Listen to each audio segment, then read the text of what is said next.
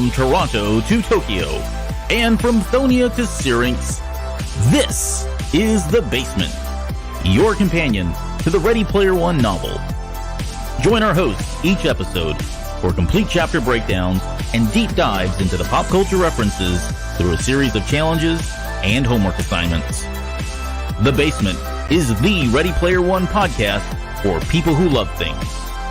And now, please welcome Albert and the rest of the Gunchers for this week's episode.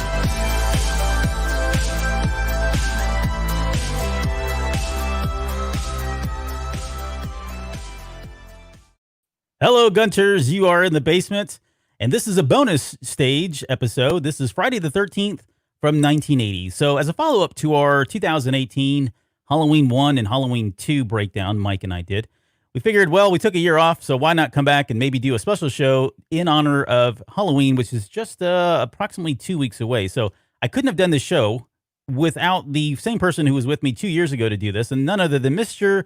Mike Rondo, Mike at _EGM. How are you doing, Mike? I'm great. This is, it's been a while since I've even done a podcast, and the last time I did it was with you. And not the Halloween one, but with the Cantina Cast. Cantina Cast, yeah. Yeah, but now this is great to jump in to do another Halloween special with you.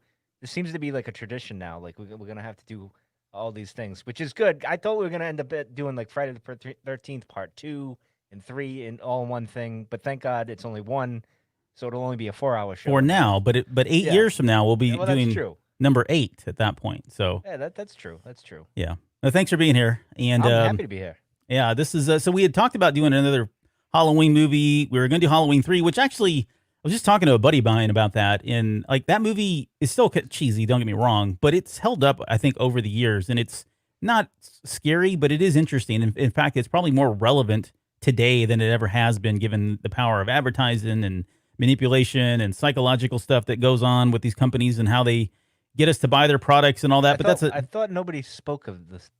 The number 3. Number 3. No one dare speak of that. But I could be wrong. I mean, I think I've watched it twice, to be honest. I don't think I've watched much of it. Yeah. You should go back and take a listen, give it a watch, I should say. Well, I don't know, because watching this Friday the 13th, I'm questioning my life choices now. So I don't know if maybe I want to not do that. Yeah. So yeah. Anyway. Well, let's do this. Let's get into the show. We're going to talk about Friday the 13th from 1980. And what we'll do is talk a little bit up front about, I want to talk about Friday the 13th just in general, because I honestly hadn't really put much thought into it. I've always just assumed that it's a suspicious holiday, or a suspicious number, I should say. Plus, on top of that, the day itself, you hear all these horrible things about it. But I do want to actually just talk about where the heck this whole superstition thing came from with Friday the 13th. So I want to start here. Okay, you do that. And I've got Loki and Thor. Yeah, okay. I got Knights Templar. I don't have Thor and Loki, but go ahead. Yeah, Thor. No. Okay, so let's break this up. Yeah, go. So we're going to start with the number 13, because that's always been a bad omen. No one likes the number 13 for whatever reason. You know how I know it's a bad omen, Albert? Why? Because Dan Marino had the number 13 and never won a Super Bowl. There you go. How I know. So that's probably continue. True. Yep. Yes. All right. So the unlucky number 13. So according to Norse mythology, there was this big event or party, I forget, a festival maybe, and there were 12 people that were invited, and the 13th person that showed up was none other than Loki. And when Loki showed up, he somehow managed to have, what was his name though? There was one of the brothers, Balder, I think. There's a guy named Hor, I guess his name was. He convinced him to kill his brother, Balder, with mistletoe somehow. And when that happened, all right. Yeah, it's poisonous if you eat it. That's true. It's like a poinsettia, right? Yeah. Right. You don't ever eat those things. Yeah. So the story, the mythology, the legend goes that when that happened, the earth went dark. And I think in Norse mythology, it says that the world was very unlucky. So that's probably where the number 13 came from. But for the Friday part, it's not very clear. I think I saw a lot of folks had said that maybe it had something to do with, the Last Supper and, the number of people there, when it happened. Yeah, the apostles, there's 12. And, there's, again, totally unclear. Now, the other one, though, is the one that you're probably familiar with, and that's the Knights Templar, right? Yes, very much so. What's the story on there? Do you have the scoop on it? Well, the scoop is, I think it was it the King of France? I think it was the King of France, and I'm not sure if the Pope's involved with this or not, but he hired a bunch of people to go and wipe out basically the purge of the Jedi. Well, I was going to say the Jedi Knights, but the Knights Templar. It's the same thing, It actually. really is, yeah. It really is. This is one where the Knights Templar really reflects what happened with Order 66. That's really anyway. But Yeah, where it's this, based or it got some of its whatever from, so, yeah. but this took place on a Friday the 13th in 16 whatever it was, 36 maybe I think it was or something. Might even be earlier than that. I'm not sure. It might be even way earlier. It might be.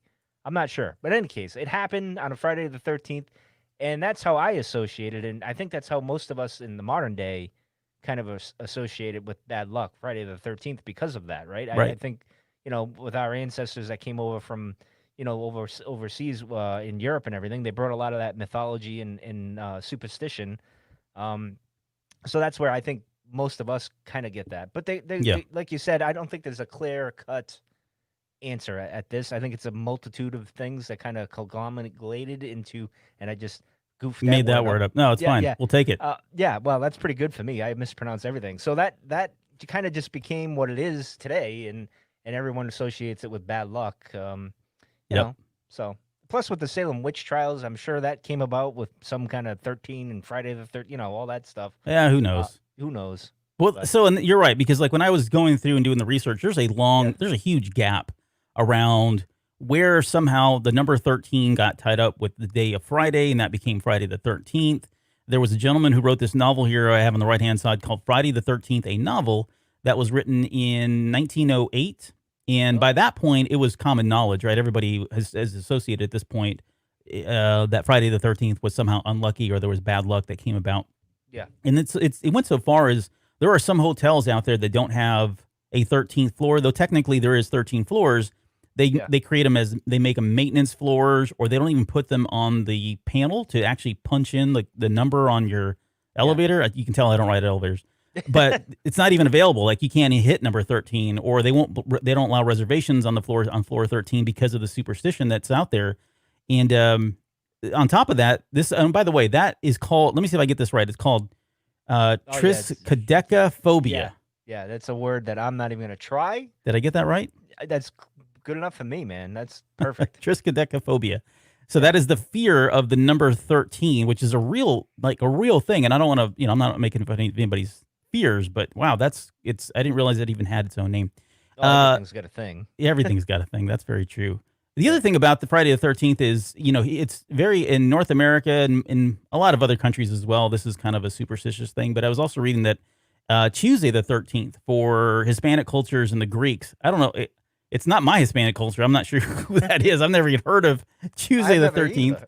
I had Greek neighbors. They never mentioned this at all. I mean, I have a few coworkers that are Greek. I'm gonna have to You should ask ask her. him. Yeah. I'm gonna say, is Tuesday the 13th a bad thing? Is that I'm a gonna have thing? yeah, Yeah. I'm gonna have to find out. My neighbors were all those years, 30-something years, and they never said anything. And then That's weird. Friday the 17th is the equivalent of Friday the 13th in Italy. So, Really? yeah, if you're over in Italy and Friday the 17th comes around, Listen, I get a lot of Italian people in Rhode Island, and they've never mentioned this either. you So need to take this to a yeah, poll. I'm gonna have to like go around on like Wednesday when I go back to work and ask people. All right, so the 17th for you guys, and Tuesday the Yeah, whatever. right. Yeah, this will be interesting. You need to, go solicit that. We'll get you you'll be the man on the streets. We'll Yeah. mic you up Oh, and I'll get my little microphone here, my little handheld mic, and I'll go. All right, so and we can do that. Anyway, 2020 seems like an entire Friday the Yeah, 13th, right? Like a well, that is prolonged true. Friday the 13th. That Um, is true. Yes, it's the horror movie that has not ended yet, and the sequel Continues. might be coming up. So The sequel, right? yeah. Okay, so I got to ask you, is anything, one, are you superstitious? And No, two, even if you're not, has anything ever horrible happened to you on Friday the 13th? not that I recall. I was trying to like when I looked at the notes last night when you sent them over to me. I was like, as I was watching the lovely movie that we're about to discuss, I couldn't think of anything on Friday the 13th other than like the typical. For me, I would say the law of averages especially when you're a teenager and a young adult, you go out on a Friday night Yeah. and you tend to get into mischief. So maybe that's where this really gets legs, right? Like, because that's a lot of us do that. Like, getting your oats there and kind of causing some mischief. I did a lot of that as a kid, so Mm-hmm. I'm sure something bad happened, not terribly bad, not like getting chased by Jason or his mother or anything like that. But Yeah. I'm But sure yeah, some bad. Yeah, any given Friday, any given Saturday, growing up as a teenager or yeah, young 20s, getting into mischief, right? exactly. Yeah, especially Halloween. I always went out and egged houses and caused trouble, and toilet paper this and that, and I think I shot somebody with a paint gun. Shot someone with a paint Not gun surprised. in the mouth. I told him not to turn around, and he did, and I shot him with a paint gun in the mouth. So I did feel bad about that. So sorry, Brian. But anyway, If you're listening. yeah, Yeah, I'm not superstitious. I will yeah. cross black cats. I will walk under ladders. Ladders. Yeah, Yep. Friday the 13th. I've had a lot of wonderful things. I say wonderful. I've had some good stuff happen. actually, Usually I get paid on Friday the 13th. No, I but do go. have a story. I Yeah. do have Okay. a story. I don't mean to interrupt you this, but long ago, and I just recently went to the gravesite here. Now, there's a local legend in Rhode Island called Nellie Vaughn, and she's supposedly one of the many vampires that we've had. Hmm. So what back in I want to say 1999 or 2000, I think it was a Friday the 13th, and me and my buddies we were drunk, and my buddy's girlfriend and her sister, they drove us down there because we were just out of our mind, and it was a Friday the 13th, and we went down to this grave in West Greenwich, Rhode Island. And we thought we'll go there. We'll antagonize the vampire. We're drunk and all that. That's a really good Sure. idea. Yeah. Yeah. This is how people die in horror movies, by Exactly. the way. Right. This is leading up to a bad B movie horror movie. So we went we went down there, and we were drunk. And I remember my buddy Tim's well, it's his wife now, but girlfriend at the time. She was laughing hysterically at us because we were so stupid. So we went there, and unfortunately, we couldn't go there. And I recently just went there to complete the mission. So we went there, and all along the wall, there was the teenagers all lined up because they had the same stupid idea we did. Let's go antagonize Nellie Vaughn and whatever. And so we never got to do that. So we ended up leaving that, and then we ended up going to some insane asylum, which was probably, I Just don't as remember. scary. Yeah, just it was. I think we pulled up, we put the lights on the building, and we're like, yeah, nope, we're not doing that, and we left. But yeah, so all the teenagers were lined up on the wall and that. So we never got to go back to that grave until recently. I went down there myself because I was like, oh, I'm gonna try it out. I never got to. It's Halloween. I'm kind of in the mood, so I went down there. It was very peaceful. There was no, she wasn't a vampire or whatever. It was a mistaken identity actually, because the legend is, and I'll be quick as I can here. A teacher in Coventry was explaining this to the students. He was giving them the folklore or whatever. Hmm. And what he really meant to say was Mercy Brown, and he never said the vampire's name. And Nellie Vaughn became the victim of this mistaken identity accidentally. So everyone always, Oh man. So they've been yeah, like just taunting her grave yeah. for Well, here's the years. sad part. So when I went there, now they took her headstone off, but there's like a little cement thing on the bottom. And people are leaving coins and whatnot, but some people are chipping away at that. And I'm like, come on, Oh man, wow. don't be so Yeah. stupid. I mean, she's got every right to come back and haunt you now. Yeah. So, That's but how anyway, curses begin. that's my one real Friday the 13th story, to be honest. That's it. Well. I know, exciting, huh? Well, it's more exciting than the movie we're going to talk about. Well, I'm kidding. I'm no, kidding. no. But I actually anyway, enjoyed finish this your movie. Friday the 13th. You never had anything? I honestly could not think of anything. I put this question to myself well in advance, even before I sent you the show notes, and Yeah. I can't think of anything that ever happened with that I recall that happened that was bad on Friday the 13th. And like I said, I can think of more good things, but even then, they're kind of trivial, right? I mean, like I said, I made the joke about getting paid. I'm sure I've been paid on Friday the 13th, so that couldn't have been all Yeah, that bad. no, exactly. But no, I can't think of anything. Honestly, I've lived a very charmed life. I can say that, a very fortunate life. How about that? Yeah, that's fair. That's So fair. That's a good thing. that is a good thing. All right, well, enough about us. Yeah. Let's talk about Friday the 13th. Yeah. So Let's do that. yeah. So Friday the 13th. So this was created by Victor Miller and Sean S. Cunningham. This part one, anyways, and so Victor Miller was actually he produced it, and it was directed by Sean Cunningham. This was Cunningham's sixth movie, and prior to do this, I went and looked at some of his movies and actually watched a couple. He was doing some really like grindhouse cinema horror flicks back before he even did this one. I thought he was doing porn. To be honest, Well, I thought he was a and porn director. it's like, man, it is It's right on the close. border. Yeah, like it It's was like kind of Porky's awkward to type watch. stuff, right? Yeah, Yeah, I mean, Yes. there was parts where I was just like, okay, fast forwarding through that, and it's just not. I mean, it's not my cup of tea. I know there are people out there that really like that stuff, and so no No, shade thank on you. them. No, but anyway, But this was Cunningham's like sixth movie, and seventh movie to sixth movie to direct, his seventh movie to produce. Yeah. Victor Miller is the one that actually came up with this story, and he didn't come back to do any of the other movies here after this one. And I'll talk more about that at the very end when we get to some, or just a little bit when we get to some of the trivia, because it's a very interesting story in terms of what happened to him. But let me give you the quick synopsis that I wrote up, and then we'll talk about some of the numbers before we dive into the actual movie itself. So Friday the 13th is everything you'd want in a summer camp for your child. Negligent, Yeah. horny camp counselors, not a single child in sight, and a murderous psychopath looking for fun and creative ways to kill the teen counselors one by one. By the end of the film, we get the big reveal to the audience. The killer isn't a man or Jason Voorhees, but his mother. Yes, Mama Voorhees has been seeking revenge for the death of her child, Jason, 21 years earlier, when two camp counselors decided to partake in adult Indian leg wrestling instead of watching over her child who drowned. So that's a good way of putting it. that's kind of how this story plays out. Now, the film did $59 million on a budget of $550,000, and you can tell they spent every penny of the $550,000, but it was a huge success. And the only other movie that had done better than, for Paramount anyways, the only other movie from Paramount that had done better than this movie that year was Airplane. And Airplane is a whole nother That's a you've colossal. Discussed that. Yeah, you've discussed that on the show. I Right, think, absolutely. Yeah. But yeah, and let's see. And so the movie, it stars Betsy Palmer as Mrs. Voorhees, and let me see if I can pull that up real quick. I've got some pictures here on the far right hand side. Who, by the There's way, me. yeah, there's you. That's old Rondo, crazy Rondo. We'll talk It's about gonna him be here in me. a little bit. I'm like 5 years away from that, to be honest. Yeah, you're giving yourself 2 years on that, but sure, you're close. So this is Betsy Palmer in the right hand side here.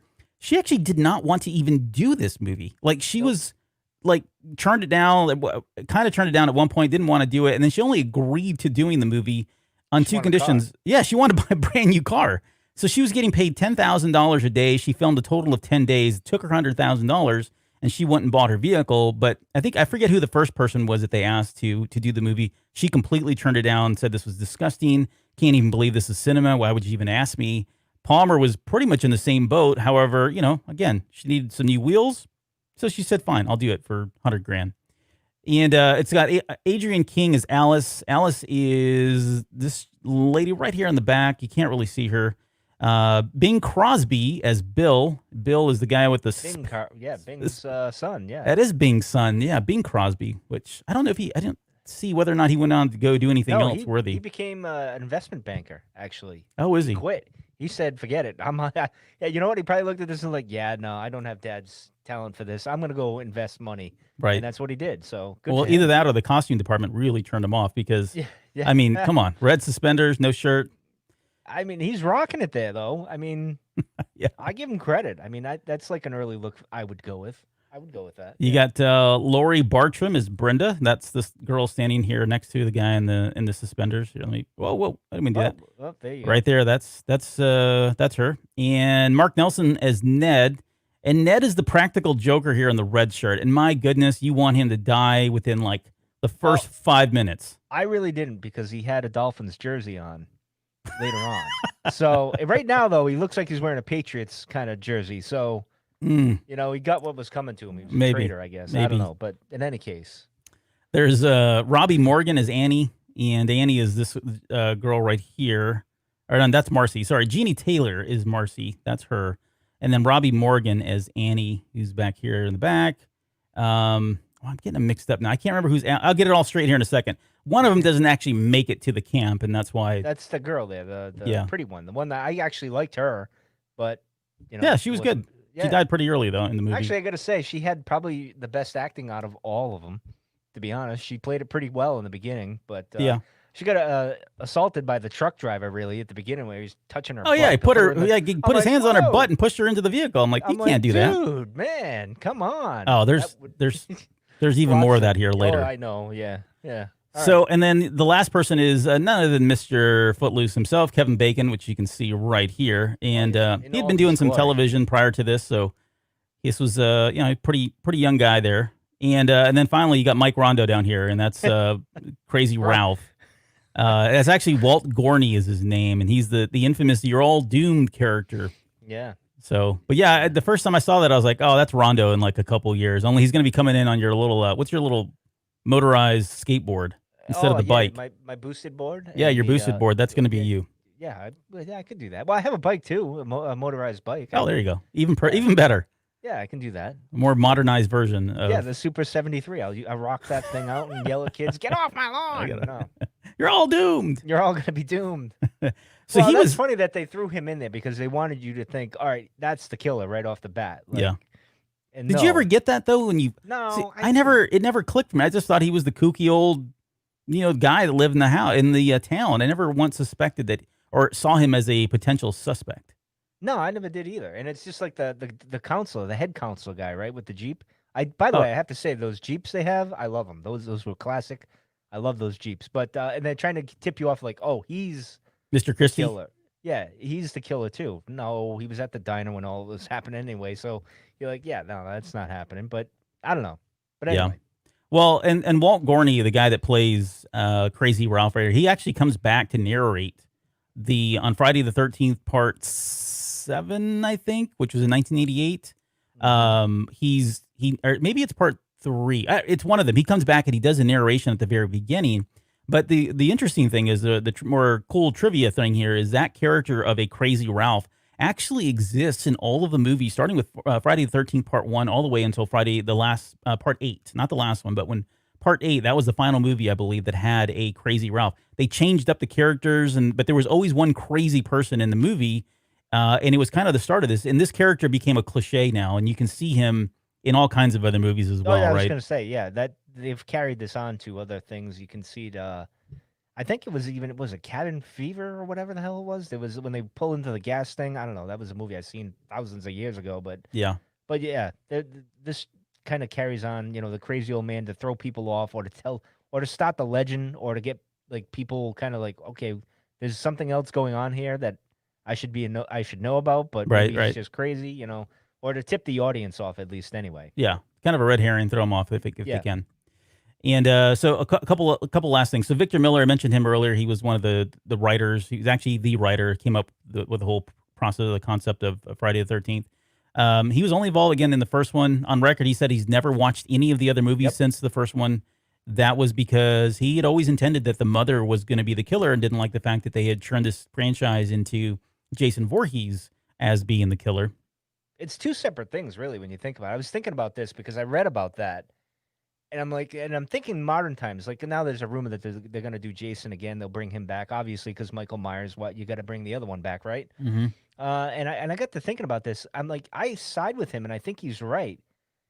I just think granted, it was in the '80s. If you could bring back a movie where you tell it from, you can't do the big twist, right? Because obviously, we all know the story in a sense. Like if you could make it so you could get more of an understanding with the mother and her revenge for her child. Yeah. I think that would be kind of an interesting story where you tell and not as cheesy and everything, make it more I guess you could say more realistic or grounded, if you will. This is kind of like a cheesy B80s horror kind of movie, slasher movie, right? Yeah. But I think there's a story there that he's kind of correct. Like I found that there's something more I guess personal or meaningful when it's just the mother killing the counselors because of her son. You know, I think that means more. And then when you go, then it turns into a completely different thing where Jason's, doing his thing now, and Yeah. it's a completely different. You almost want to say part two is like a new thing. Like that's not even part of, it just takes a little bit of the lore of the first one, but for the most part, it's a completely different thing. Jason on a murderous rampage, but I'm with you. I um, mean, I think yeah, you're hitting on something. I think this should be kind of like the Die Hard is a Christmas movie. I think yeah, Friday the 13th is a Mother's Day movie because what other way, what that is better true. way than to confess the love of your child by I seeking out wasn't and going murdering there, people? but I'm glad you're going there with your twisted mind. But I wasn't going there. But it's a good Yeah. analogy. Yeah, Yeah. This is a Mother's Day movie.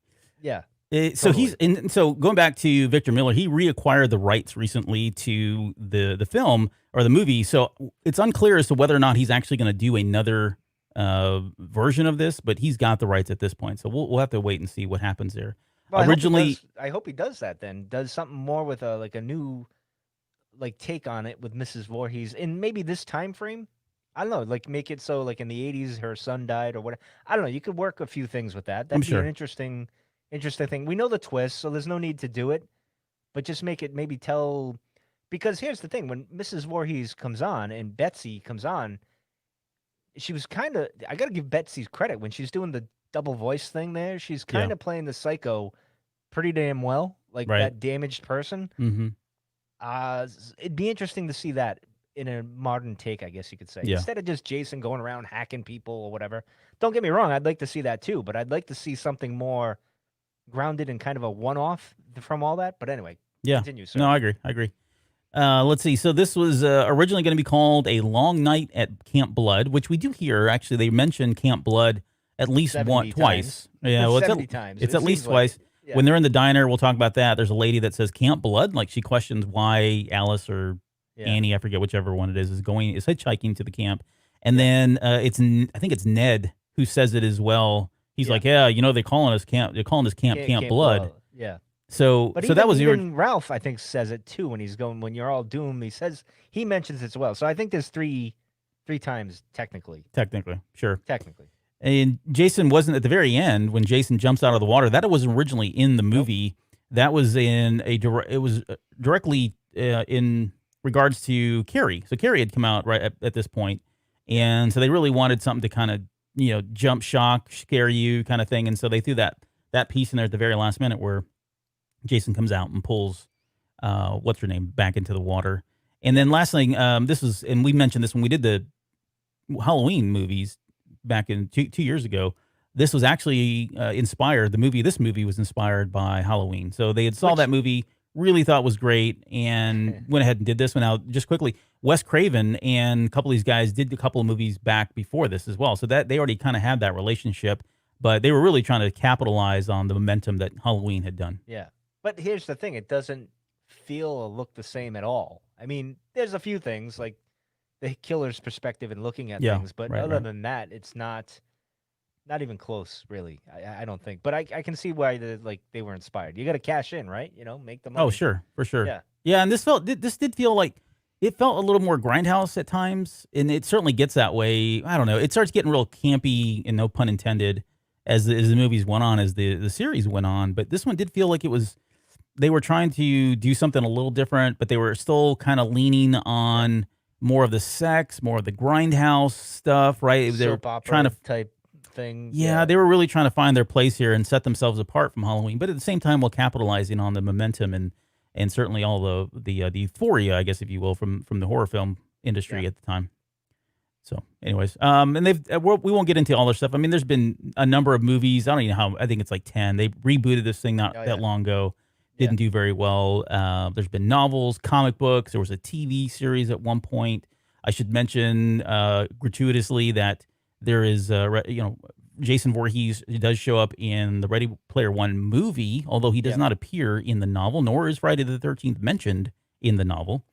But yeah, it's kind of one of those staples, and that's not uncommon. There's a lot of things that Klein didn't put in from the 80s that you think, wow, that really should be in there. But the reality is there is a lot in there, and there was only so much you could put. So who knows? Maybe in Ready Player 2, we'll get something. All right, let's get into the movie. All right. This is where the fun begins. Yes. And this is the Friday the 13th. When this thing popped out, I'm like, wait a minute. They weren't doing this in 3D yet. Because this looks like it's trying to be 3D here. The way the logo is. And I'm like, wait a minute. That wasn't until down Part the 3. line. It was on Friday the 13th 3. They did that one 3D. Yeah. And I'm like, wait a minute. Am I watching the right one? And I'm like, yeah, all right. We're good. We're fine. It was just interesting to say the least. But yeah. And the story behind this is originally, again, it was called whatever at Camp Blood. And they right in the middle of one of the rewrites, he decided to go ahead and rename this to Friday the 13th. He went out to a marketing company and said, I need a logo for Friday the 13th. And they came up with the logo that you see right here. He went and put that in an advertisement. He was trying to get this in as quickly as possible because he didn't want somebody to take the rights to this. And I think there was already a movie or a TV that had come out a movie about 2 years, 3 years prior to called Friday, the 13th or something to that effect. And it looks like I think they settled out of court. So there wasn't really, a lawsuit that happened or came about because of that. But Yeah, that's kind of where the title came from. So this is actually one of the last things that was done by this marketing team to come up with this logo, which I thought was cool. I mean, but yeah, you're right. It wasn't 3D by any means. It was supposed to No, but signify the Brenda's body coming through the window at the very end of the movie with the ropes on her, which is yeah, confusing, but more on that later. yeah. All right. Well, it starts off here, Camp Crystal Lake, 1958, and we've got. I mean, it seems like a normal camp. This is actually a Boy Scout camp. It's a real Boy Scout camp that you can. Have you been there? No, Albert? I've never been No. there. All right. But I did. There are some things in here that I see, and I'm like, oh, that's a Boy Scout symbol, or that's a Boy Scout thing. I can definitely see where they got that. But had you ever gone to camp? Just out of curiosity, you ever been to a summer camp or anything like this?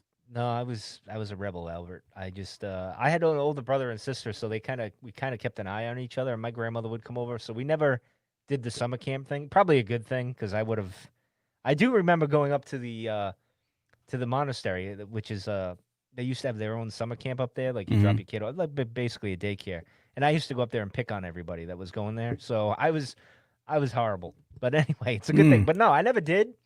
And I'm glad because I was always afraid this would happen. Like I'd get hacked up by Jason or something. Oh, I So thought you meant like hit her off with one of the cute teenage counselors. no, I wish. But Yeah. no, I was scared like Jason would kill me. My brother, see, the problem is I was about 8 when I saw this.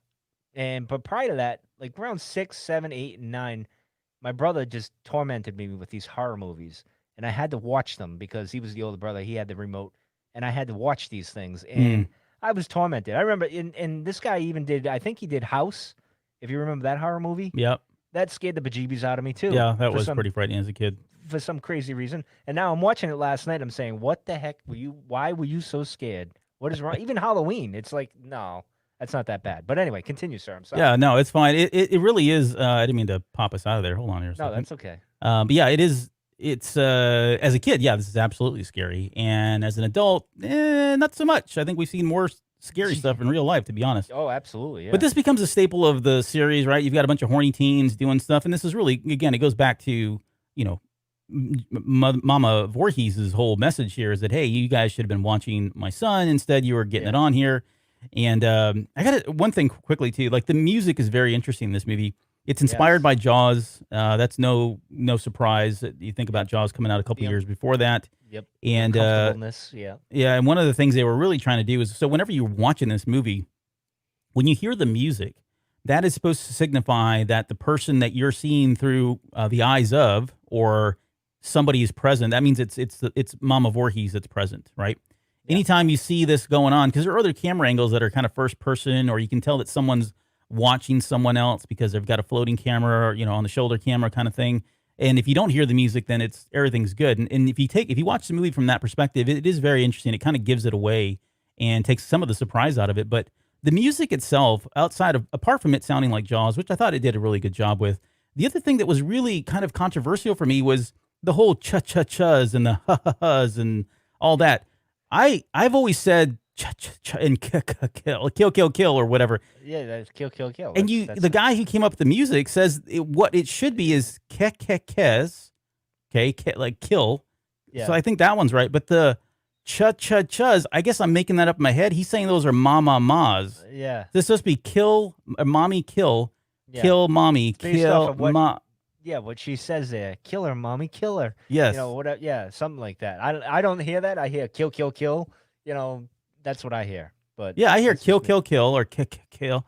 But Yeah. the one that bothers me is I clearly, and I play this thing over and over. I told you before we came on the air, I watched this movie out on to death in preparation of this. Too deaf. And no pun intended, but it sounds like cha-cha-chas to me, and I can't get ma-ma-mas out of them. I sound like Shauna Na at this point. It sounds like a 50s song, but Let's see. you got it there? I got it. Let's see. Cue that up. See if Oh, we're it gonna get a sounds strike. spooky already.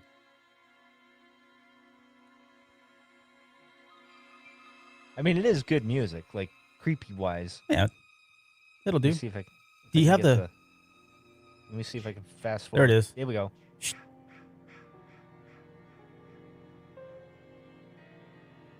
Yeah. Sounds like Okay. choo choo choo. That's what I'm saying. It sounds like Choo cha-cha. choo.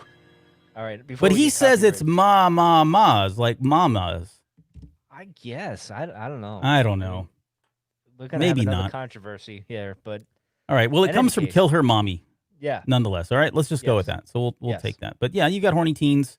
Again, pretty much a staple from the genre, and it gets really kind of comedic at times. And you're almost in this movie for sure. For at least for me, I was reading that Ted was going to die quickly and horribly and painfully.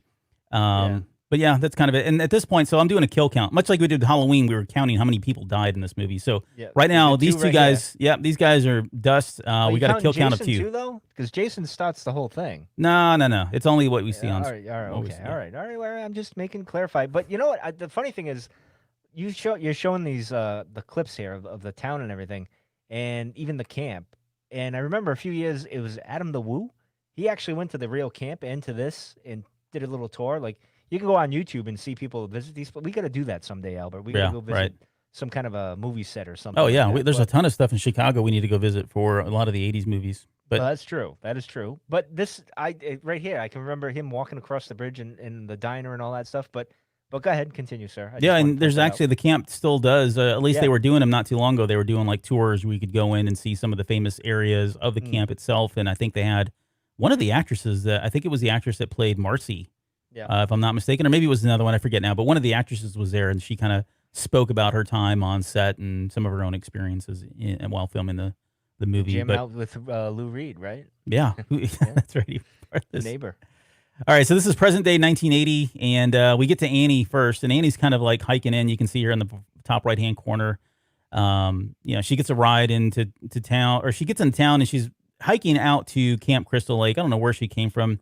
She goes into a diner. At that point, everybody in the diner is kind of like surprised that she's actually going to this camp. They mention that's Camp Blood. Yep. Enos is the guy in the bottom right hand corner here. He's the guy that owns like the oil truck or Yeah. whatever, and decides he's going to give her a ride into town. But before they go, they run into old crazy Rondo, which you can see right here. I can Who- see the look, man. Like that, he's got my features, so that could work for me. I think I know what I can be for Halloween. But go ahead. Yeah, no, I would agree. This is you all. This has got you all over it. I can't say that enough. I But gotta find that hat. You know? I gotta find. I think that you've hat. got your Halloween costume for this year. Maybe Yeah, I next do. next I few gotta- years. Yeah, I think I could rock that. But anyway, So she gets Enos agrees to give her a ride into town. And while they're sitting there driving, we kind of get some backstory that apparently, 2 years prior to, there was a little boy that drowned. The mom will come back and say that a little bit later.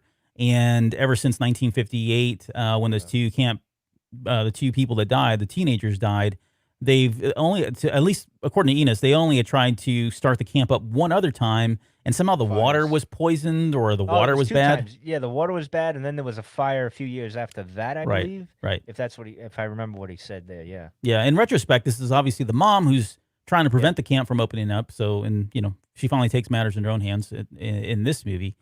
And we also mentioned that creepy part where he grabs her by the butt and Just throws shoves her her right in in. there. Just like I'm like maybe you're safer going with Ralph here than that guy.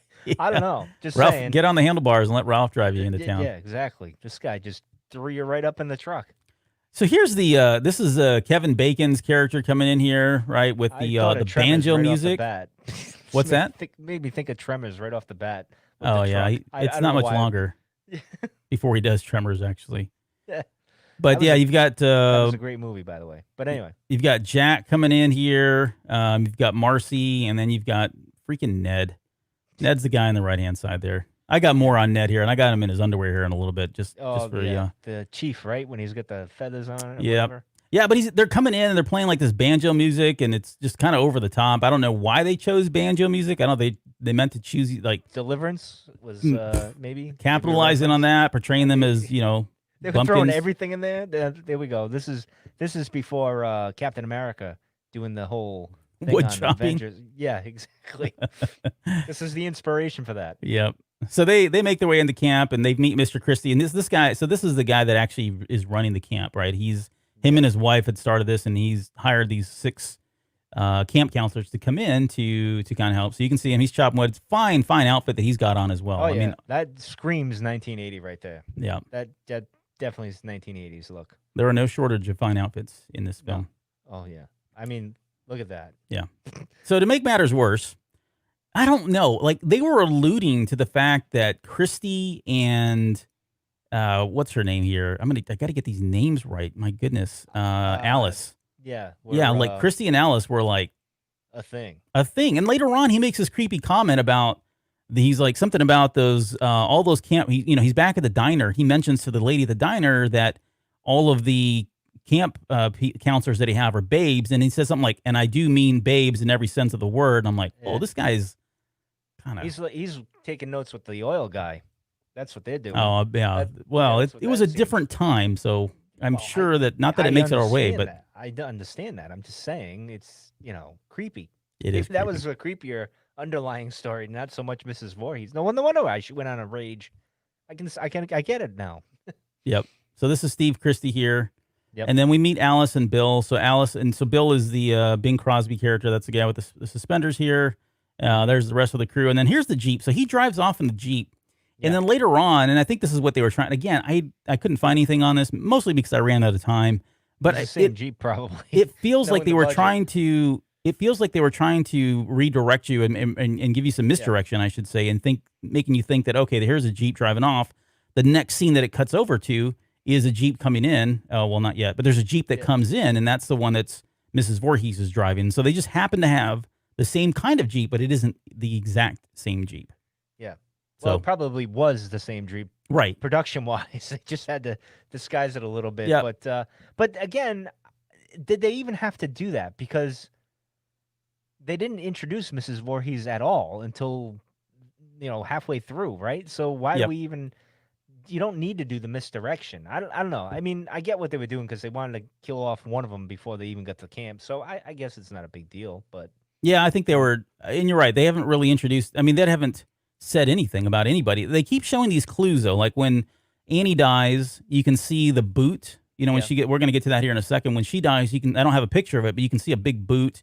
Later on, when Kevin Bacon's character Jack dies, the arm that comes around looks kind of like a muscular arm or like a man's arm. So they put these little things in there, throw you off, thinking, okay, this is a guy, this is somebody. Maybe it's Jason if you're paying attention. Maybe it's that child, although we don't have a name yet at this point. Maybe it's Crazy Rondo. Maybe it's Christie, right? Steve Christie that's done it. So they kind of give you maybe three people to think about, but they never really say. And that's part of the cool thing, I think, is that twist at the very end of the movie. So to their credit, I think they did a good job there. yeah, they did. That was great. That whole twist they did there. And this was a reckless scene, if I remember right. This is where Yeah, someone like almost got seriously, killed. Ned. They almost got killed actually doing this. I think when he shot that. Or am I getting that confused with the other scene? I'm not sure where the girl gets murdered or something. No, but- a little bit later, Yeah. one of them, I think it's Bill, that gets all the arrows in him on the door. I've got a picture of that here. But this is him being just an idiot. He's like firing arrows at her while she's standing next to the target, which in a Boy Scout camp you can't do, but that's another story. It's the 80s, man. You could do much of you do a lot more. Yeah. And then he goes Different into his time, as you say, yeah. he goes into his Humphrey Bogart impersonation. You're beautiful when you're angry, sweetheart, Yeah. or something. I don't know. That's me doing him, not my impersonation of Humphrey gotcha. Bogart. I gotcha. But yeah, at this point, I'm 19 minutes into the film, and I just want him to die. Like, I can't wait. I'm looking forward to it at this point. Well, he was annoying. I got to give you that. Yeah. So here's the Jeep. You can see it there. So now so the top's up on this Jeep. The license Yeah. plates are different, but other than that, they look pretty similar. And this one's Good cleaner. old I would say that. CJ. That's a good old CJ. I like that one. But anyway. Yeah. Sorry. This Jeep is a lot cleaner than the one that Christie's driving around. So Alice jumps into the Jeep. At one point, they pass the camp entrance. She starts freaking out. She jumps out, which you can see there on the right-hand side. She Yep. kind of gets stalked in the woods, and whoever this is in this burly jacket with the burly hands, that's a man. That's not really Betsy Palmer that did that. But But she didn't sign on yet. oh, I know. That's why you don't see her till the end. Yep. Because she didn't. She got her sign 10 on days yet. worth. Yeah, she's like, well, wait a minute, I need a car. But that's when her car. It was like, all right, I need a car, so we'll do that now. So this is just, I think this is a special effects guy, if I remember right from the trivia that I read. I could may wrong be. because of the way the makeup is with the neck and everything. But yeah, I don't know. This is kind of like a weird death scene because like the neck slash is pretty good for the time, right? Mm-hmm. Like I think the effects are pretty decent when you look back and you're like, all right, for 1980, this was pretty darn good. Yeah. And it's probably better than some of the stuff we get now. But I don't know. This was a weird scene because I liked It her was. the best. Like I liked her. I had a thing for her. I don't know, but I feel bad she got killed. And, Well, someone had to go. I know. Yep. I They know, all had but to go, here's the thing. actually. here's the thing: Mrs. Voorhees is driving past the camp, and now she's getting. Where was she taking her? Like I don't where was know. she Yeah, gonna- that's a good question. like where would you have brought her? Like I don't understand. Don't you want to kill him near the camp because that was your thing? I don't know. Maybe bring her Maybe. back home. I don't know. Maybe find the red barn. Who knows? Yeah, well, she dies. She gets her throat Yeah. slit, and she falls down. There, at this point, the kill count is 3. So you've got the 2 from 1958, plus Miss Alice right here. And, She's like an official serial killer now. Good oh for yeah, her. yeah. Here's Ned's prank. There's a lot Yeah, of bacon going on right there. Oh, it's sizzling, isn't it? That's some sizzling bacon. Ooh. But yeah, he does this whole thing where he, they're laying there. You can see right here where Yeah. Marcy pushes him off, and then he pretends that he's drowning. They go out and send they get the life preserver. They send the Albert canoe would've out looked the there. other way and said, "Oh, where'd Yeah, he go?" sorry. I don't- Hate to see that happen. yeah. And then it turns out that, it was just a ploy. He was actually faking it so that he could try to kiss Brenda, or I think it's Brenda that's standing right there, Yeah. trying to kiss Brenda. So he's just horny. Not only that, but like when they diving in to go save him, that was like that. That was horrible, like rescue skills there. Like the way Kevin Bacon dives in, like Oh, it was just a terrible dive. It was like a belly flop. Like you gotta dive in, man. What are you doing? He Like, was there to wear a Speedo only, Yeah, Rondo. yeah, He I wasn't know. there to anything I- else. I get it. The bacon was sizzling. I It get was. it. But I mean, come on, watch some Baywatch. Well, that wasn't around yet. But Not yet, anyway. not yet. Light years ahead of time. It's And time. this But let's poor talk about snake. let's This talk poor about this snake. scene because so they get back to the cabin. I think Brenda's in the cabin and she sees this black snake that you can see in the bottom left hand corner. It's just kind of chilling there. Yeah, Poor like, snake. I mean, minding they- my own business. You guys are invading my turf here. Yep. Chilling out, And now they you're gonna kill just me. they just threw this snake in there. Yeah. Because And he had an experience. One of the guys had an experience, right? Was it the writer or the director? yeah, one of them Makeup- did. Yeah, and then he's like, "Oh, let's put this in the scene." Like you can tell they're bored at this point. Let's do a snake scene, and then they kill the thing. They really kill the snake. Like Yes. I don't like. I mean, again, this is a different time. We joked on the show many times. In the 1980s, you can get away with just about anything. And After I you get told to the my daughter 90s, that. I tell my daughter all the time, it was a different time, man. I could have done it. I could have blew up a building and no one would have cared back then. But I was surprised. slap on the wrist. Yeah, exactly. Like, all right, go home. Rub some dirt on it, go home. But I was surprised that this was real, to be honest. Yeah, no, and I don't like in the purpose. Like you think about it, like was this scene even necessary? Right. The Nope. only thing I was trying to think about it, what could they have possibly wanted outside of, some kind of deep internal psychological problem that the writer had with snakes, and he Snakes. really wanted to get that on film and give them the, the finger kind of thing. Yeah. The only thing that this shot does is it does establish that the machete, the one that we know Voorhees uses, That's true. is used The here. origin. Yeah, Yes. and it's also used later on when Brenda chops, or I'm sorry, not Brenda. They're um, all the same, Albert. So it chops doesn't her even head matter. off at the It very doesn't- end of yeah. the movie. Yeah, Alice. Was that Alice? Alice. No, right? it's not Alice. Alice is the one that was hitchhiking. My Okay, goodness, we're that's- gonna get I- this right here. Yeah, well, Annie, they're all thank the you. same. It doesn't Little matter. Orphan Annie. Just think about that. Annie. Okay, there we go. That's good. We can go Annie with that. uses the machete thing that they kill the snake with here later on. So that's probably maybe And- I'm hoping that was the main reason why they put this and- shot in here. They did cut the snake's head off, right? So Some I guess symbolism. we're foreshadowing. Yeah, we're going with that, right? Yeah, Yeah. let's just do that. I don't think, knowing this movie, I don't think they had that much thought into that, but we'll go with it. I'm gonna give this an honorary kill count, so we're at 4 now. Oh, I don't know. Four if you're for the going snake. with this, then you got to count Jason. Three horny teenagers and one and snake a so snake. far. Okay. All right, we're moving I'll on. give you that. Look Oh, at this there you guy go. over here. And What? look at what he's doing to the poor Dolphin jersey. That's just wrong. I'm glad he's doing that. Otherwise, No. we're looking at a different shot here if that thing isn't covering up his groin. that is me in my younger days. Oh, Albert. no doubt. No, I wasn't that crazy. Yeah, in my notes, it just says, just dine, Ned. It's literally what it says in my notes. But this is Diaper Ned boy. dressed as an Indian. And then Well, you've got... the cop here puts him in his place. You got to give the cop some credit. I mean, he uses language you wouldn't use today, but I mean, he does put him in his place, Just right? some, I told you to sit on it, Tonto. Exactly. Again, a different time. Oh yeah, very different, very different. But he does put him in his place though. And the cop, and then I don't know if they were trying to allude that the cop could be as well.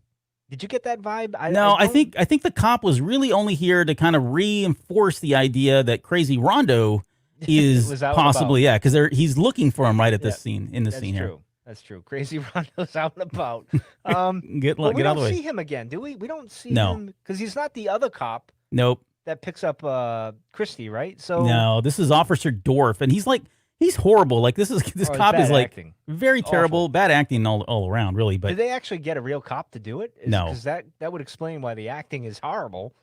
I mean, I even don't the know. I'm Turk- going to say no.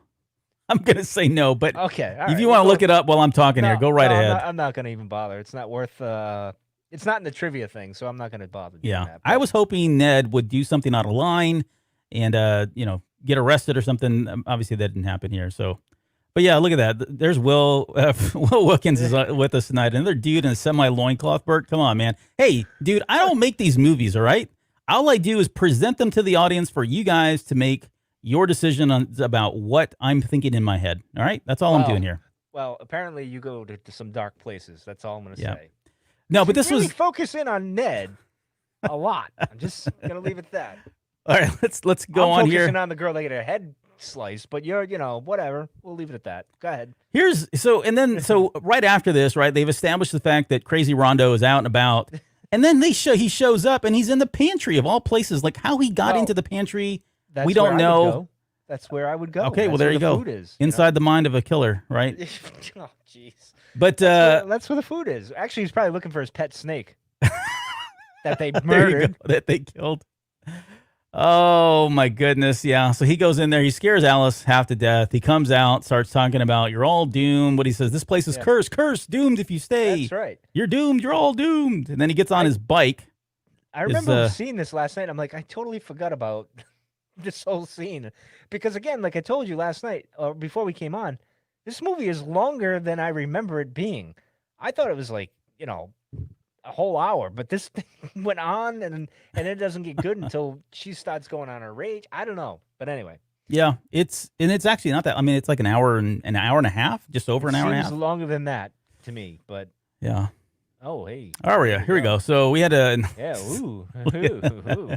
Oh, let me close this out so I can see the Oh. picture down there. Yeah, There it's we go. getting steamy now. It is getting steamy. So here's Jack and Marcy, and so they end up. So is First it off, Ned? Hold on, wait. So Ned goes into the cabin first and Yes. disappears, and we don't see him again, thankfully. Right after that, Marcy and Jack run in there. They Yeah. get it on, and let me pause here. Get your comment in so we can talk about the death here. how did I not see him above them in the bunk? Because there's a shot that shows him dead above them. Yeah. And how is their blood not dripping down on top of them? Because they're in candlelight, right? I mean, they've only got the single candle there. Come on. There's he was turned on his side, so maybe they didn't see that. Those bunk beds are at least 8 feet tall too. So to I their mean, I I'm don't kidding, know. they're You not. could see a body on top like that. I don't know. Or Maybe. even when you're below, you can see that someone's. I don't know. Pushing like, down? Jack was a little busy, so I guess he wasn't going to see anything other than what he was dealing with. But thanks, Will, for the hour and 36 minutes. Yeah, 1 hour and 36 minutes is a Very running good. time. Thank you. About Miss- 6 Mr. minutes Will, too by the long. way. Yes, it's way too long. So, okay, so they're laying there. They've gotten it on. He decides, not to fit a cliche here, but he's going to smoke a cigarette. And then we get the hand that comes out from underneath the bed, Yep. pins him down, and then we get the arrow that comes up through his chest. Now, here's one of the special effects that I thought was pretty good, like better even than the slit across the neck Oh yeah, there. this was a good.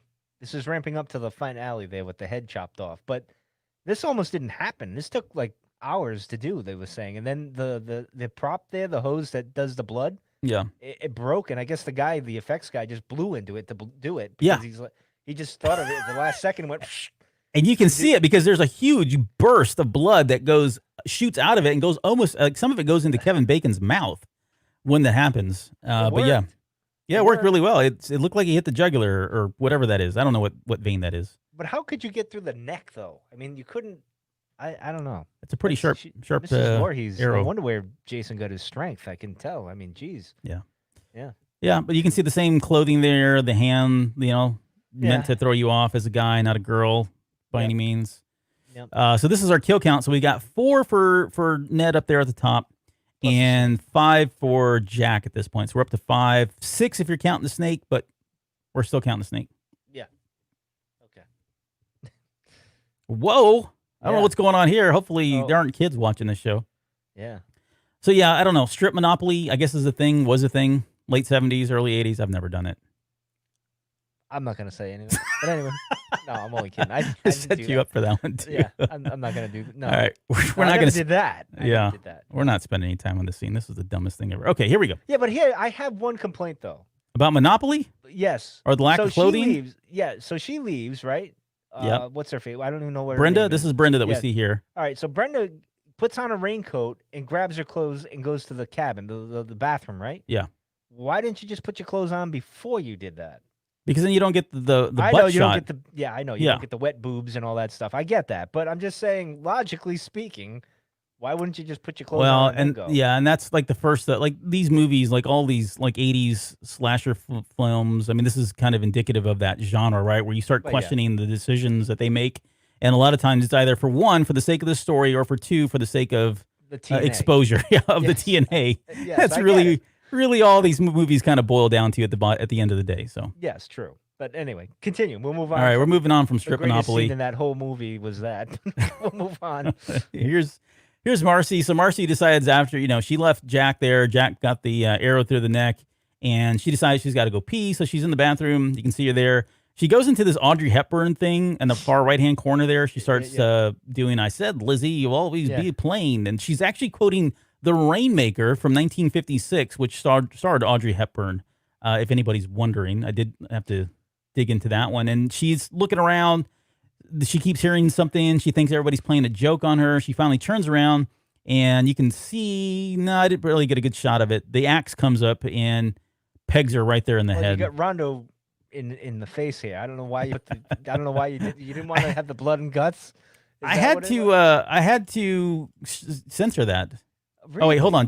This just in. As a Monopoly expert, He's clothes right, and though. strip Monopoly are considered legal tender. Okay. He's right though. Will is right, as he is about many things. Well, he would know better than I would.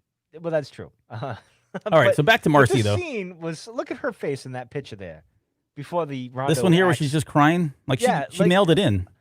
Well, yes, she did, and it reminded me of the first one, the teenagers that got killed, the woman that was getting killed. Like that was done really horribly too, and then this one was like, I don't know, this was just comical at this point. I'm like, really?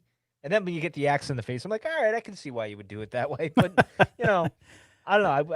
I forgot about the axe in the face. I forgot how she got it, and then I'm like, oh yeah, that's right. It clicks after a while, but I'm surprised it wasn't the machete when you think about it, with all that we know about Jason and everything. Not that this is Jason, but Sure. Yeah, I mean they again they kind of established the axe earlier on when with, Christy is Christy. Yeah. chopping so wood. This is so- another let's throw them off that doesn't pay off, really. Yep. I don't think, because he's at the diner, the next shot. Right, and I think that's kind of what they were doing. They're like, okay, so we'll show them the axe.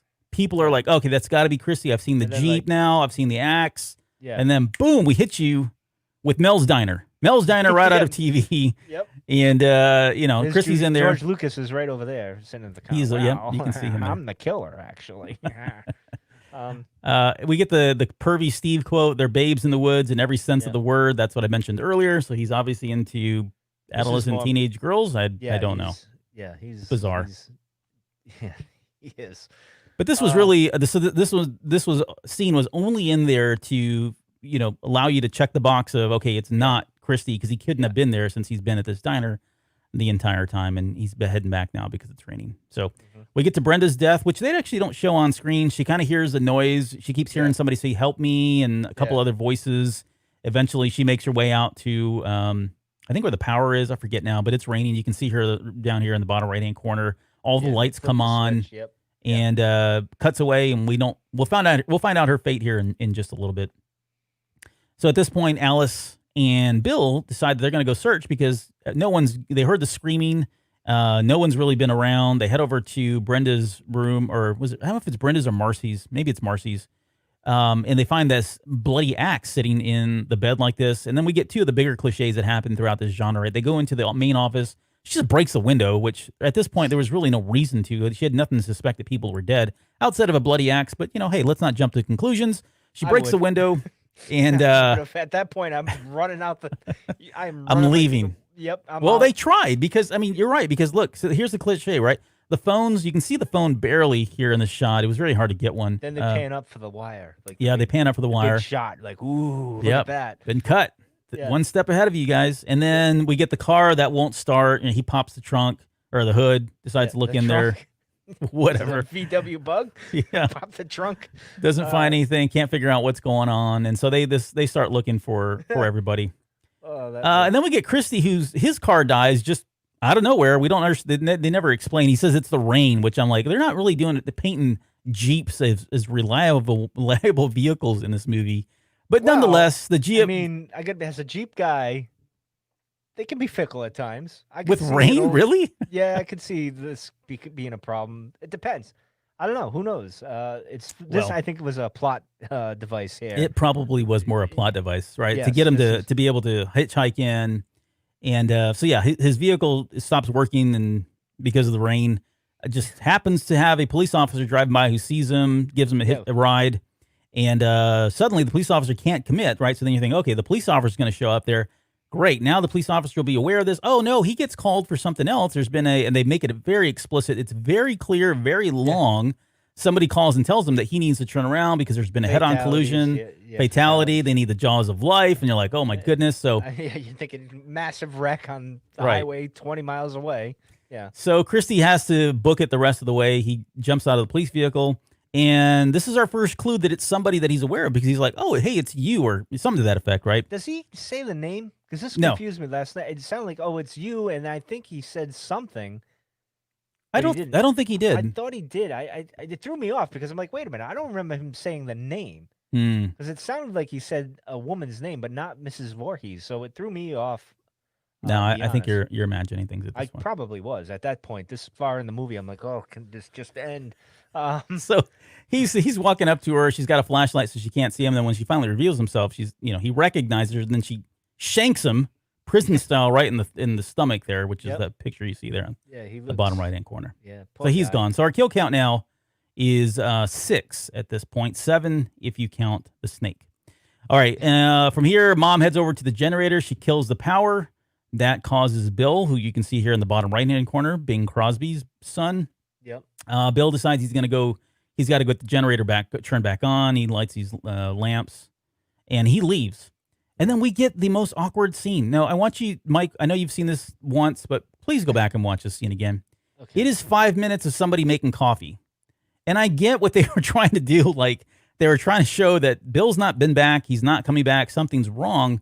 But it's just awkward. And it's just, the scene sticks out for me, but she makes coffee for all of about 5 minutes here. Maybe I'm exaggerating just a little But bit. did But she make enough coffee for her and Bill? she did. She actually does Oh. two things. And it's instant coffee. I was watching her do the whole thing. Oh, I don't think it takes 5 minutes to do that, but I could be wrong. Yeah.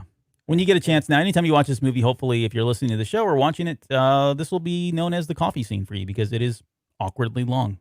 So- Now the big question is this show going to be longer than the actual movie? We are probably going to be just under the actual movie running time. Wow. Yeah. Wow, that's amazing. And we Now, had this like 30 scene minutes of Friday the 13th stuff in before this. So, Well, this scene, actually, there's a fun fact, is the blood actually made Bill go blind here. wasn't 'cause it able to was- see after this, huh? Yeah, for like, I think a couple of days or something like that, because it stuck there. It wasn't able to flow out, and Yeah. I guess, because this is the 80s, there was some kind of chemical in there.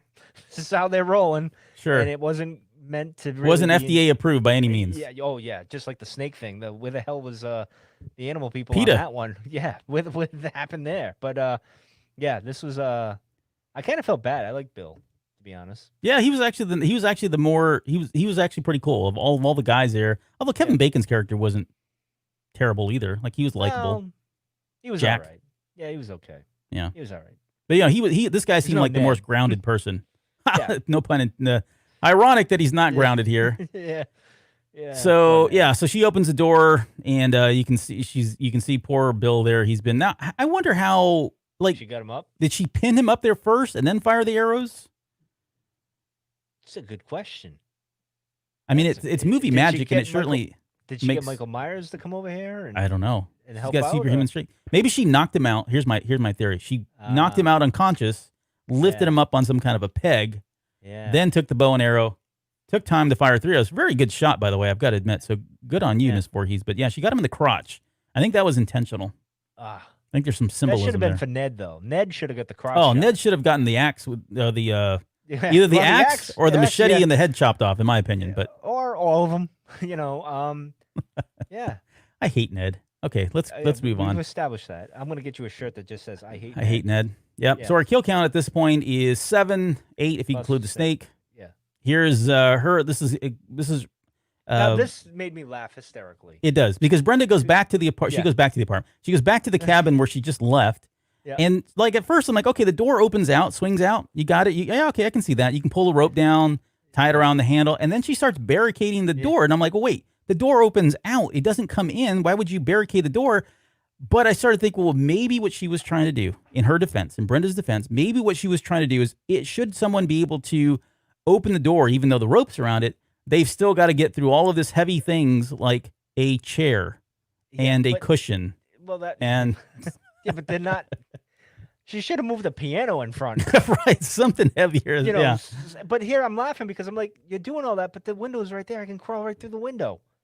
Well, You know true. what I So mean? can Brenda. Yeah, Not to make light of that, but yeah, she's coming through the window here in a minute. that's funny.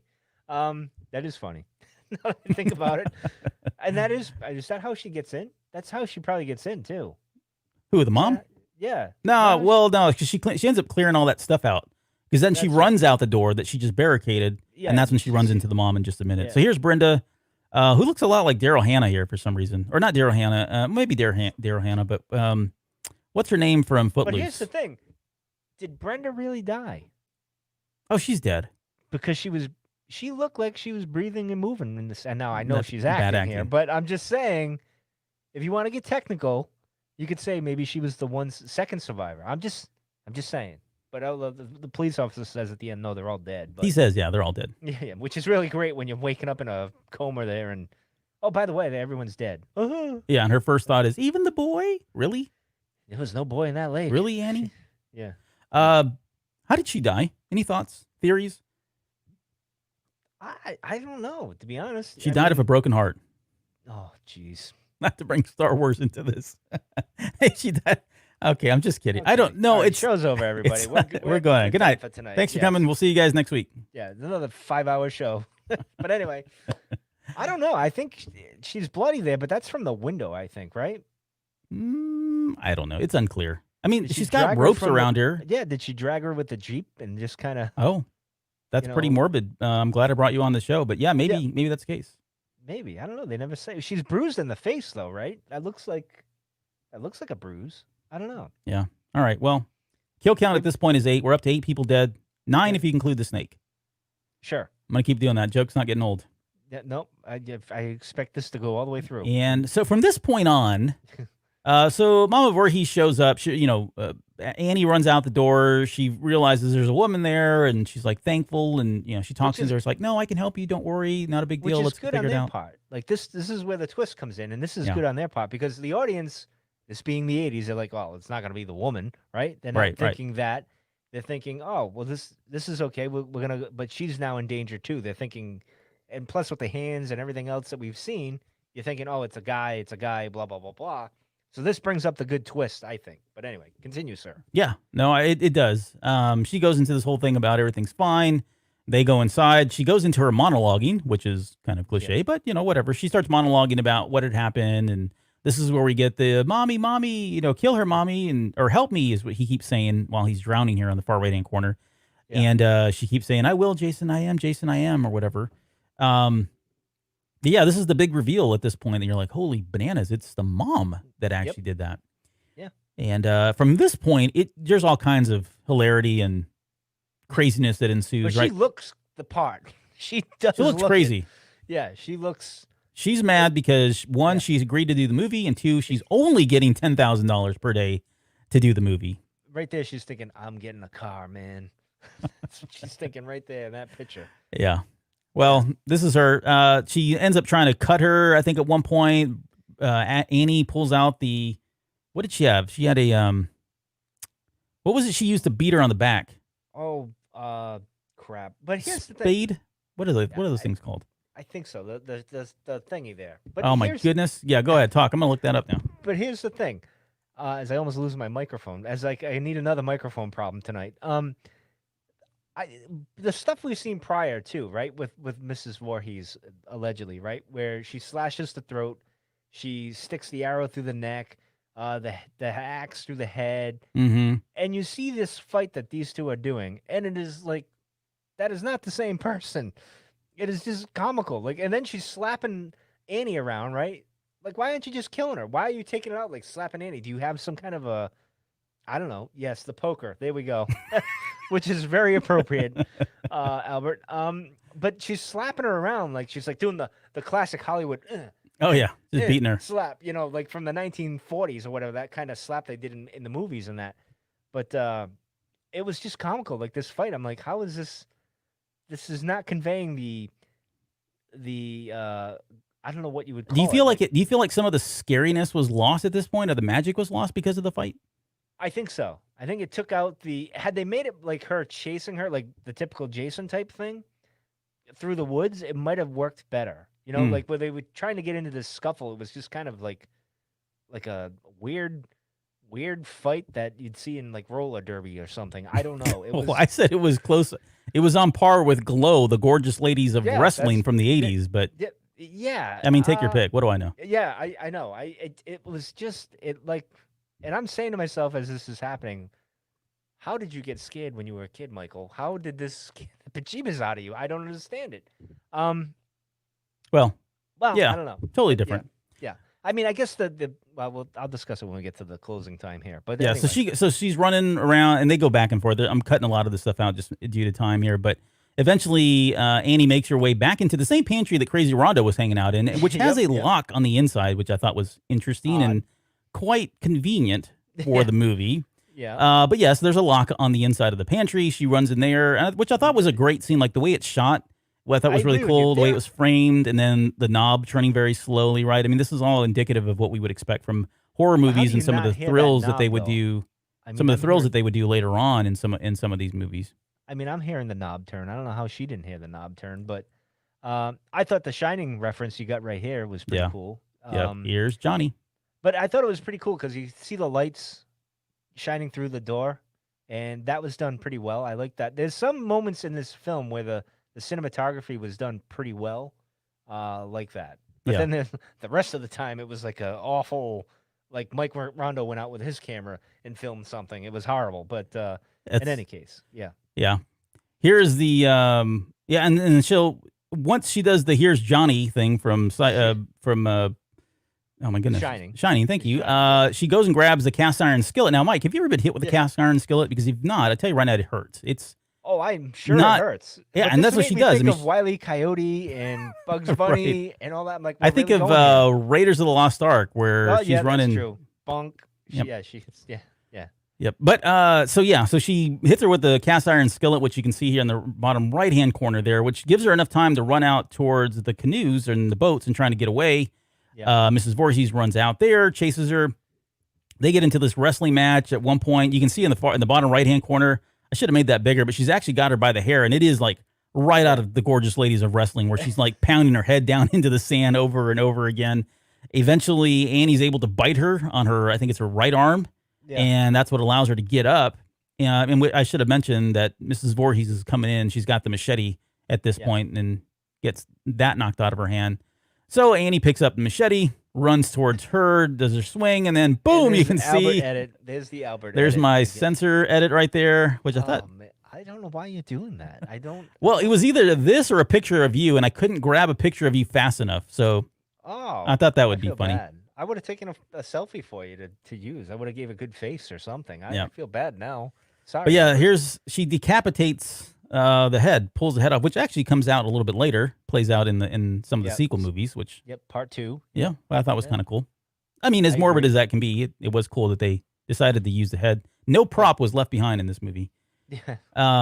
But yeah, so he chops off her head, and at that point, let's see, that pretty much is. You kind of think this is the end of the movie, and so she jumps into the canoe and she pushes her out to the middle of the water. And I'm thinking, okay, well maybe, I mean, I guess if there's really no way to get out of there, maybe she feels like the safest place to be would be out in the water, because someone just can't walk up on her. Although they could maybe paddle out there, maybe she hear it. Who knows? But Well, nonetheless, if she you jumps fell in that. asleep like she did, you're not gonna hear anything. You're falling asleep. Someone will come out there. Yep. I don't know. This is weird though. But yeah, and again, so we mentioned this earlier on in the show. So if you're just joining us now or just listening now, this was originally not in the movie or in the script. They were supposed to just Yep. kind of end on this note, and that was the whole thing. They were going to rescue her and then go back and say, "Oh, you were out there. We found you. You were passed out, and everybody's dead. And what about the boy?" Right? That was Yeah. all kind of written in a little bit later. And they had done this scene. They threw this scene here at the very end just because of Carrie. They wanted something to scare the audience, and so which I think they did a really good job. I think this is a really Scared the good. hell out of me. Oh, it does, and even it is unless you're waiting for it. I mean, you're not expecting this at this point, right? The story so far has been a boy died, someone's Yeah. killing all these teenagers, and we now know who the killer was. There's no reason to believe that Anything's anything there. would jump out of the water at this point. Yeah. And here's the thing though: is this now? I'm going to assume this was a figment of her imagination, right? Because when she's in the canoe, she sees the police officers, right?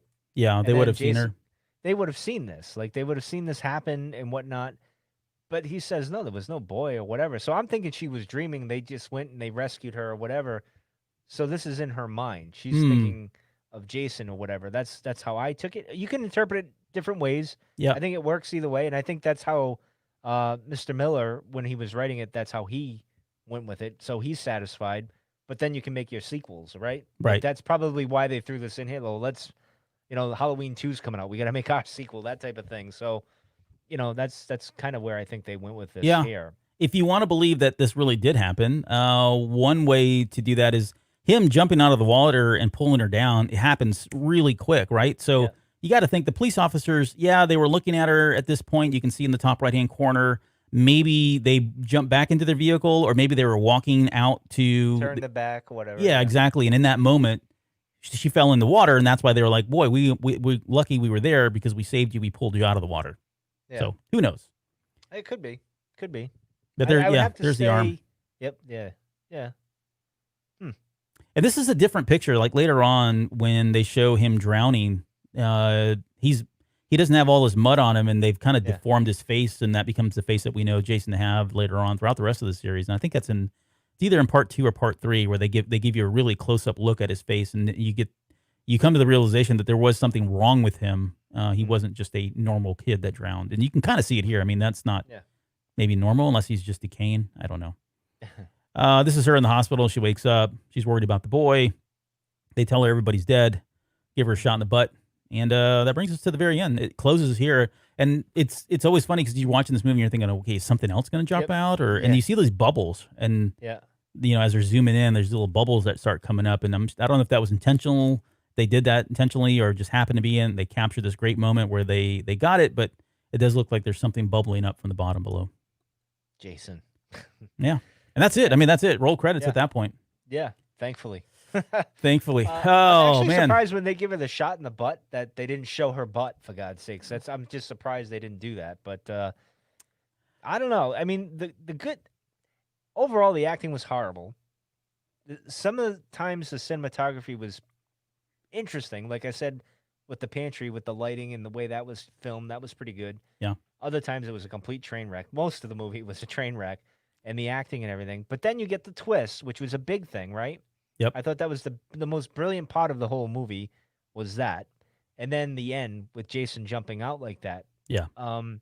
Because you weren't expecting it at the time. And I remember when I first saw it as a kid, it freaked me the frig out. Oh, yeah. And I didn't want to go in the water. That was, Jaws, another thing. It's kind of it plays on the Jaws thing too, the fear of getting grabbed from below or whatever. So those are the two main things that I think were pretty good. And then it launched, Jason and all that stuff. And Oh, yeah. The franchise was the built on this franchise. movie. So, but it's now that we've analyzed it, I see it as two completely separate things. In a good way, though. Like I like the Jason nonsense stuff. Don't get me wrong; he was my favorite growing up, and then as I get older, I liked Michael more. Hmm. We do share the same birthday and everything, so Yeah, we well. have a kinship there. And then, but this one here, I think it's more of a compelling story because it's the mother, Yeah. and her reasons for doing that. I wish they could flesh it out and make it into a better movie. Like now, I don't know. I doubt they'll ever do it, but who knows? But I don't know. What did you think of this? So this whole The whole lovely movie. ride. Yeah. Overall, I would say like I actually do enjoy this movie, and it was a success for a number of reasons, especially if you consider where we were in 1980. Mhm. Yes, we had Halloween, which I think did a better job than this one did, but you can't discredit the fact that it had some great moments to your point in this, and it did really set up a franchise that even though the primary writer didn't want to be a part of and didn't feel like it needed to go in that direction, I think they were very successful in what they went in. You went into Friday the 13th rooting for Jason, right?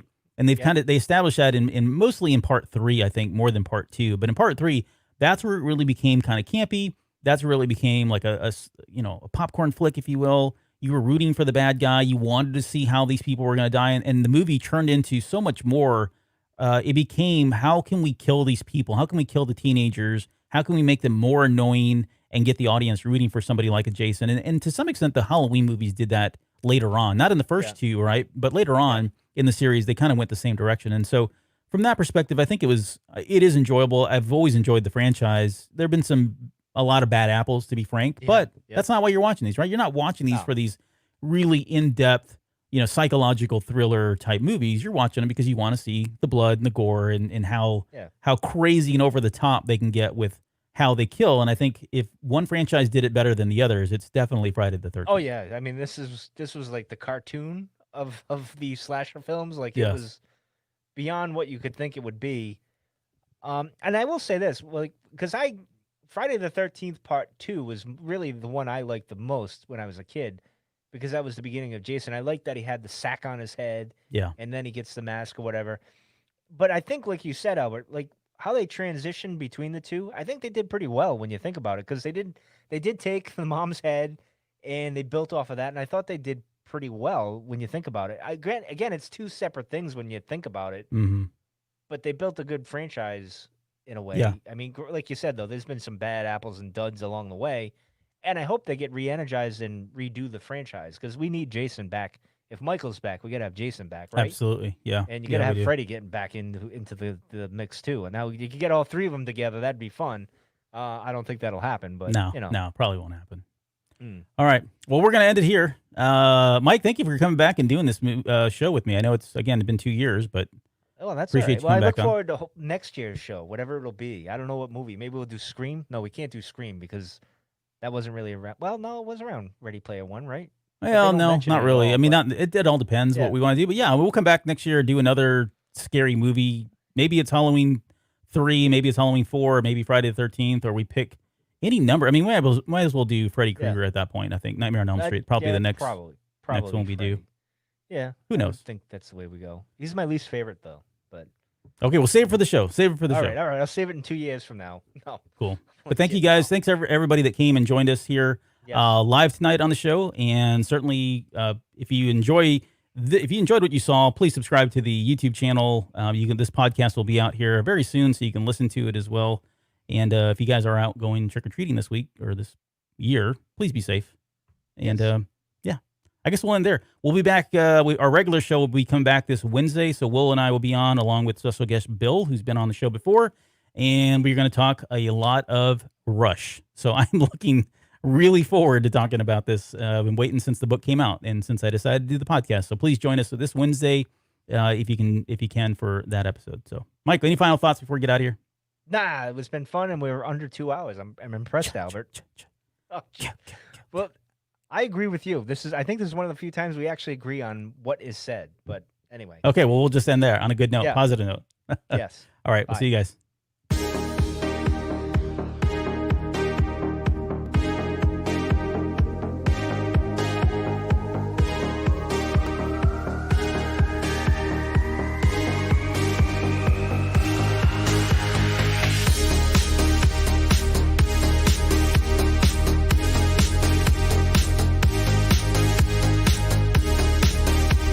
The views and opinions of the Basement hosts are of our own and are not in any way affiliated with Random House or Ernest Klein.